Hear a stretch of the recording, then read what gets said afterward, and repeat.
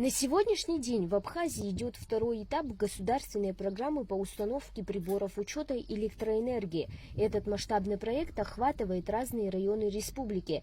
В настоящее время работы развернуты в селах Гудаутского и Гурыбского районов, где бригады энергетиков поэтапно осуществляют установку новых приборов. В селах Адзюбжа, Тамыш, Ктол, Джгярда, Гуада и Тиол работы уже завершены. Сейчас работы активно ведутся в селах Багмаран, Лохны, Дурипш, Куанархуа.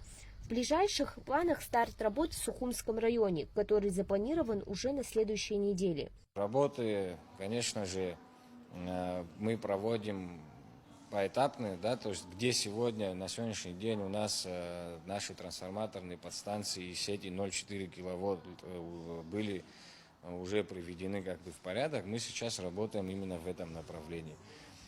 Помимо этого, значит, у наших коллег в РЭСах проводятся плановые работы по реконструкции, значит, сетей 0,4 киловольт.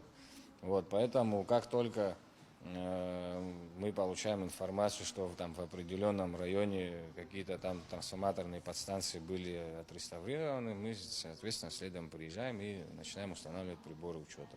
К текущему моменту установлено порядка 3400 приборов учета в деревнях. Важным нововведением для потребителей является предоставление пультов от новых приборов учета, которые позволяют контролировать собственное потребление, отслеживать напряжение и нагрузки.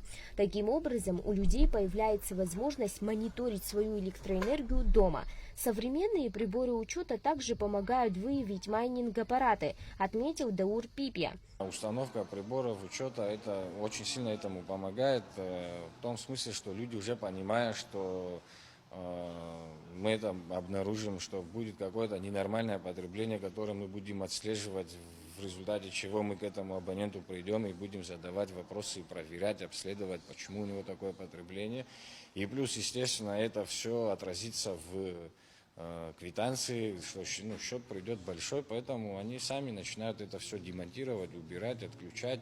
В случае возникновения ситуации, когда абонент не успел своевременно оплатить и произошло отключение света, предусмотрена возможность оплаты через специальное приложение Черноморэнерго.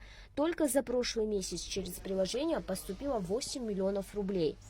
Население, которое, значит, не знает, как с этим работать, они все как бы могут позвонить контролеру, они все друг друга номера имеют, контролеры всегда обходят, они всегда приходят в дома, особенно вот чем в городе, в селах наоборот более как бы сплоченно, потому что, как правило, контролеры, те же самые жители в данных селах, которые, значит, там проживают, они все друг друга знают, они созваниваются, мы потом оперативно получаем информацию о том, что абонент оплатил.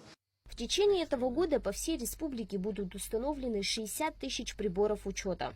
Милана Агарбе, Инал Ласурия, Абхазское телевидение.